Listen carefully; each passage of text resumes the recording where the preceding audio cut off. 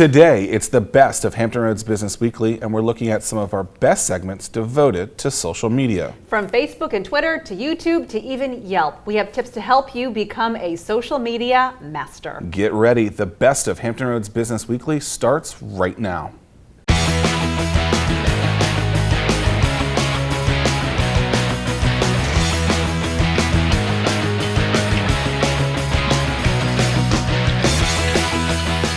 Hello and welcome to Hampton Roads Business Weekly, a look at the businesses and entrepreneurs making a difference right here in Hampton Roads. I'm Zach Miller. And I'm Cheryl Tan. Today we're looking at social media, and we start with Facebook. I spoke with the social media coordinator for iFly Virginia Beach. Find out how they got over 2,000 likes before they even opened their doors.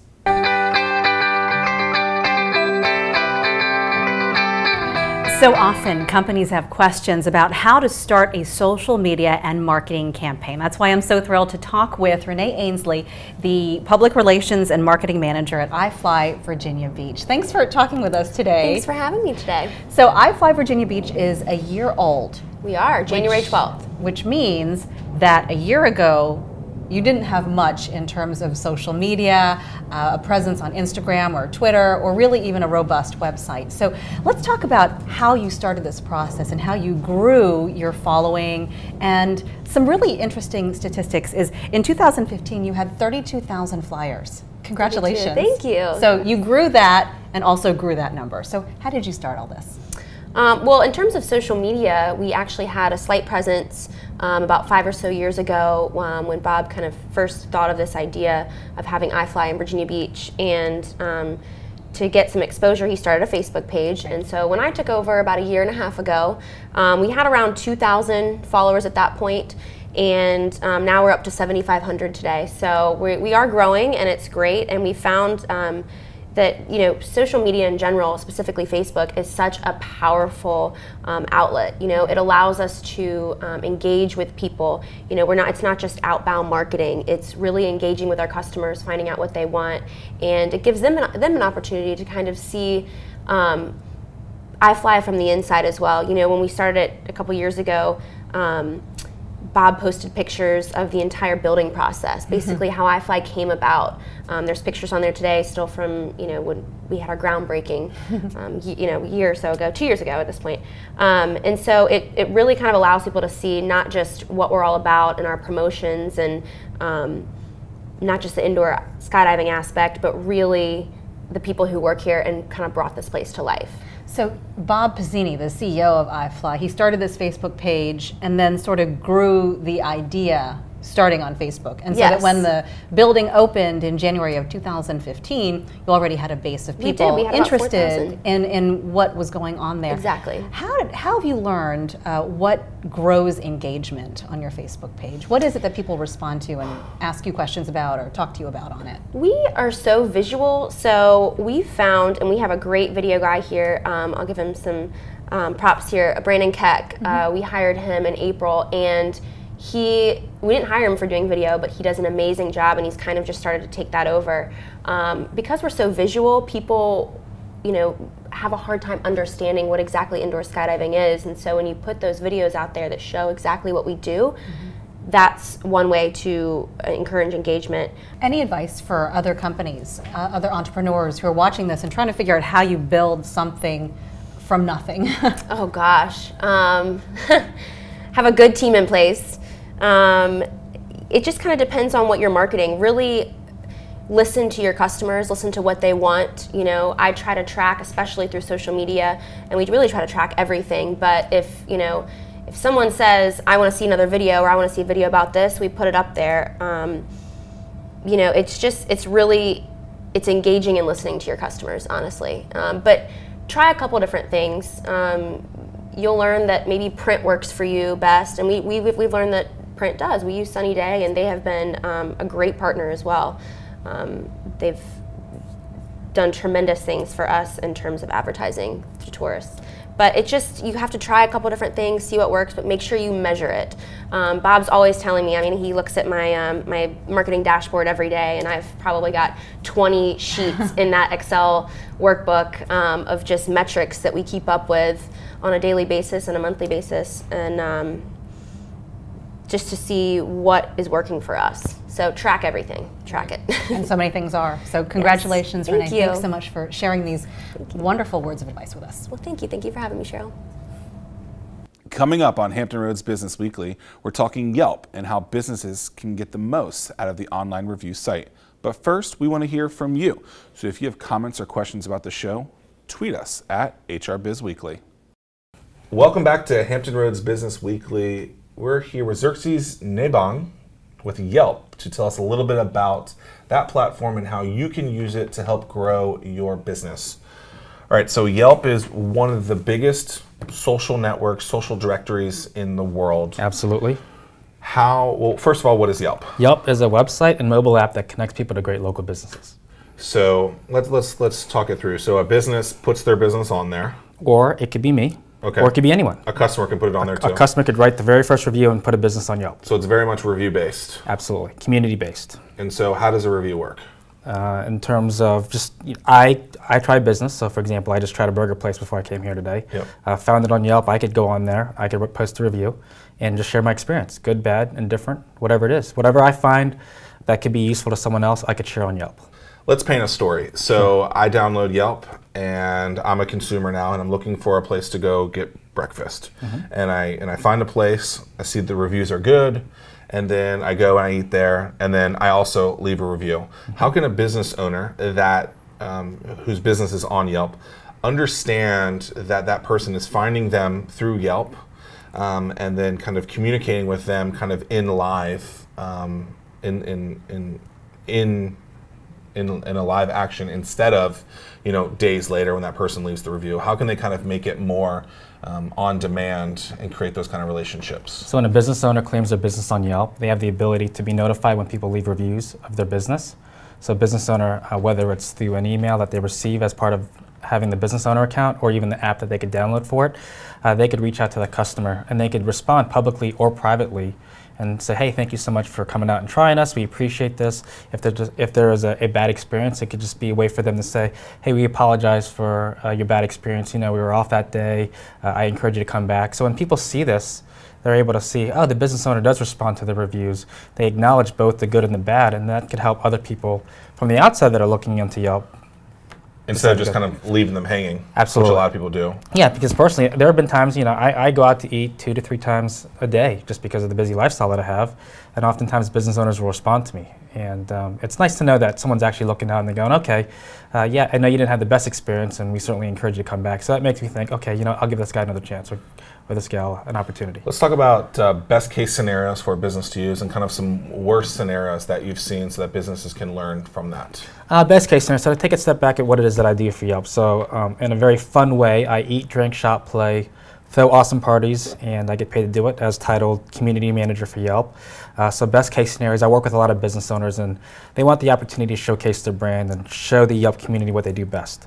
So oftentimes I'm working with these business owners and I'm working with them to host events so that they can showcase what they do best to the Yelp community. And I bring the Yelp community out there. So I tell them, hey, Mr. and Mrs. Business Owner, we're going to organize this event on this day. You put on your best show, and I'm going to bring the people to you. So that's best case scenario. And in the case where, worst case scenario, business owner doesn't have great reviews, this is an opportunity for us to collaborate and for me to coach them through on how to use Yelp, because people are out there reading the reviews and people are out there posting those reviews. So it gives me the opportunity to say, hey, here are other ways in which you could build your Yelp presence. And not all business owners respond to reviews. Some business owners will respond to reviews negatively, so I'm coaching them through that so that we could help improve their star rating so that on the surface, other people want to go in there and try them out.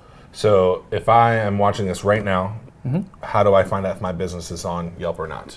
You could just go to Yelp, type in the search bar, XYZ business, whatever city that you're located in, do a search, and you should be able to find it. If you're not able to find it, there's a feature where it says add your business on Yelp. And so you just go through that and then start getting people to kind of review your business as they go through. Absolutely. So to talk on that for a bit, when a business owner wants to get reviews, it's important for them not to just say, hey, write a review about me. Because really what they're really asking is, hey, write a 5-star review about me. Right. So what I encourage business owners to do, just like everything else, if you have a Facebook logo or Twitter logo on your business card, add the Yelp logo to that. And I see that all the time. I go to a restaurant, I look at the menu, I see the logos. It's a nice reminder for me to say, hey, you know what, while I'm here, I'll like their Facebook page, and if I do a tweet, I'll shout them out, and then while I see the Yelp logo, I'll check in, I'll add a photo, I'll add a tip, and I'll review them afterward. So really leveraging the platform to enhance kind of the customer experience. Absolutely. And that helps other people read about that. And when they see these great things on Yelp, they're able to make decisions about where to spend their money, and hopefully with the businesses that embrace it. Awesome. Thank you so much. Thank you. Pleasure. She's a fitness model, author, clothing designer, and social media rock star. I sit down with Ashley Horner next on Hampton Roads Business Weekly.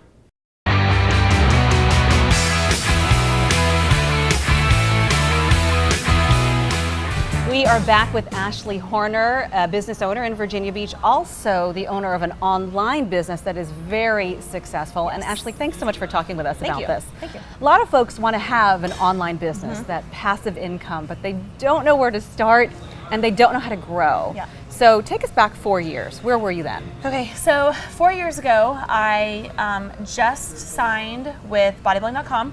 And so everything that I do, like the core of everything that I do is fitness related. And social media, there wasn't really an Instagram yet, or if there was, it was like brand new. Facebook was really big and it was kind of like picking up steam. And so I started posting my training on Facebook. And at the time, like people, or like my followers, which was like very, very small, they wanted to know like how I was doing my training, and I genuinely wanted to help those people, but I did not have enough hours in the day to be able to help those people. So what I did is I bottled up all my training. It was actually more like a journaling. Like I journaled my training for 12 weeks. Wow. And I journaled my feelings, my emotions, kind of everything that I was going through. And I put that into like a PDF, and I sold that as what I didn't know then, but it was an ebook. And so since then, I took the money that I made from that over the course of like maybe 5 months, which wasn't a whole lot. And I created a website so people could go to the website. So everything lived on a website. Right. Now, like the sky's the limit on the website. So Hang on, there's some steps in between. yes, yeah. So you make this program, Uh-huh. and your journey to fitness is really incredible. It was post-baby. Yep. You decided to be a fitness celebrity, Right. essentially, and that's what you are now. And growing Facebook and Instagram is no easy feat. So talk about some numbers that you have right now, and some of the things that you did to grow those numbers. Yeah, so on Facebook, it's close to 1 million. Instagram, it's about 500,000. And then I have a good following on Twitter. I have a couple different Facebook pages. So what do the numbers mean? It's impressions. Like honestly, the numbers. Like people think that, and what companies are realizing, especially the companies that I represent, that somebody could have 1 million followers, but it's your engagement with those people who follow you. You know, it's about having. It's just more than just about getting likes and or comments, but it's a place where they can come to feel like that they can get to know you in a sense. And so it just all happened organically. I really didn't know. I knew I wanted to do something in the fitness industry. I realized really quick that like fitness modeling didn't make a whole lot of money, and so I had to do something a little bit different. And that's whenever I created my training programs. Mm-hmm. What is that connection? What do you think about your story connects with so many people? I think because like I struggle too. I struggle just like the person next to me, and I would never make myself out to be like that I'm perfect, because I'm not, or that I have days where I don't want to wake up and train, or that I don't want to wake up and work. We all have those days. But I think that, one of the most important things for me was I wanted people to realize like that what I do is real life, and anybody can achieve what I have, and they can do what I have, and they can, run like I run, and lift like what I lift, and run businesses like I run them, because I do it. Like I'm real life, like I'm a real person. And so that was really important whenever I started growing my social media. In the beginning, were you surprised at how that translated into real money? Yeah, actually, I remember. So at the time, I was a floor trainer. I wasn't making any money. I couldn't even pay my rent. I had 2 little boys. I was a single mom. I had 2 little boys that I was trying to raise, and I remember I put those training programs kind of together as a PDF, and I think like for the week, and I had exact numbers like that I had to make in order to like pay my rent and stuff for the week. So I had it like all broken down, And I started selling those trainers, and I think I sold like 8 in the first week. And I called my mom like crying. I was like, "Mom, you'll never believe, like, I sold," and I sell them for $100, So I made $800 in 1 week. And I don't think I ever made so much money in my life, within like a short amount of time. And my mom goes, you know what, honey, that's great. She's like, what are you gonna do next? You're gonna flood the market. She's like, what are you gonna do next? And I was like, okay, like, are you gonna like be excited for me? Because like I'm really excited. But she was right, like I had to continue to think forward and be like, okay, what's the next? Like, what am I gonna do next? And so it went from having one trainer called Becoming Extraordinary. Now I have like 13 trainers that I saw online, plus like a kids training site and so much more. So what's next? I can't tell you. Just check into your websites, Yes, right? yeah. All of your social media channels. Yeah. Congratulations, Thank you. Ashley. Thanks so much for sharing. Yeah, thank you. Can a puzzle help you fix your business? Find out next on Hampton Roads Business Weekly, if you can find the right key. Growing up as kids, we loved puzzles. But would you do it as an adult? Maybe as team building? This is Kristen Sill, General Manager of Escape Room Virginia. Thanks for being with us today, Kristen. Thank you so much for having us. So the puzzle escape room phenomenon has blown up, and you guys have been a huge piece of that. What is Escape Room Virginia? Absolutely. So basically, Escape Room Virginia, like you said, it's a giant puzzle. So you go in with your friends, your family, your coworkers, and you're in there for 1 hour, and you are trying to solve a giant puzzle. So you're trying to find hidden locks, you're trying to open different boxes, you are trying to figure out different ciphers, and you're all doing this in 1 hour. And your end goal depends on the room that you select. So some are harder than others? Yeah, absolutely. So we can calculate all the success rates. Every single month we have a different success rate for the room. I just tried this out, and I did it in probably 2 minutes. So if I do this, am I going to be good at the other one? Maybe. Maybe. Got it. Possibly. This is a tease in a sense because it shows you what we're all about, which is the puzzle aspect. Sure. So again, you're trying to find hidden keys, you're trying to cipher different messages, and you're trying to open up the different locks. It's really opened up people's brains and team building and stuff like that. You guys have a huge social media following.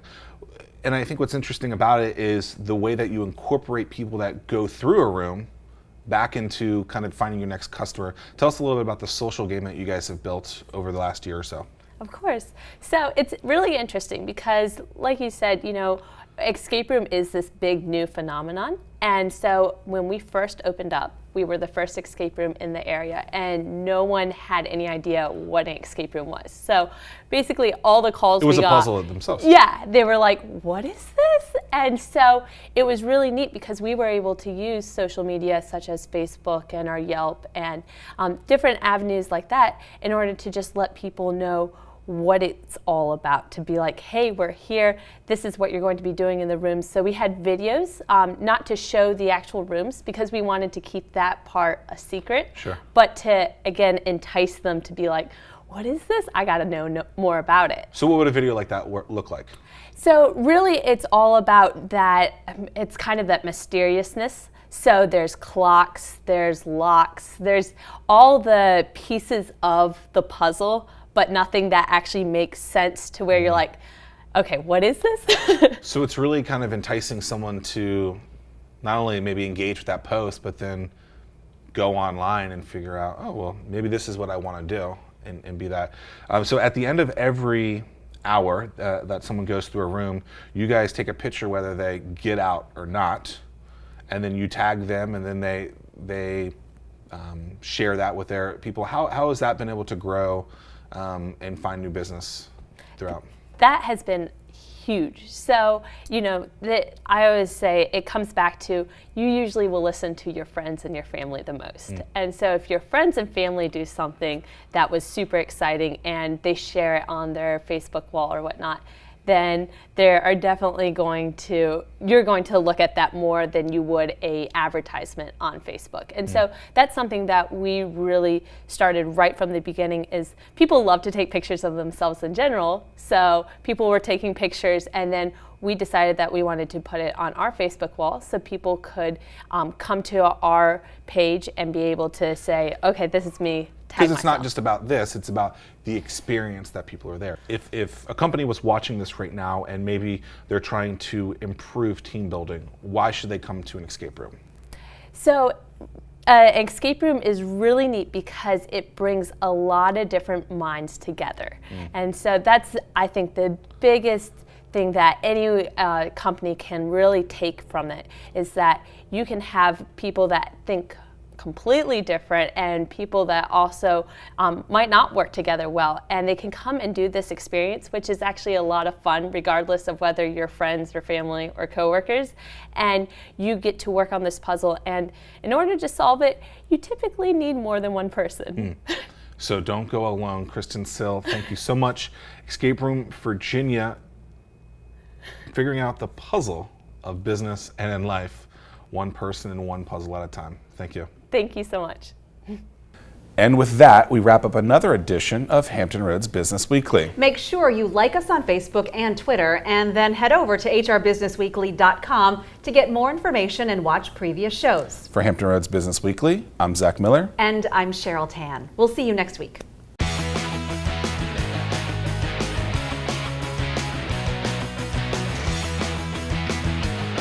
Hampton Roads Business Weekly, sponsored by Regent University and produced by 13 News Now.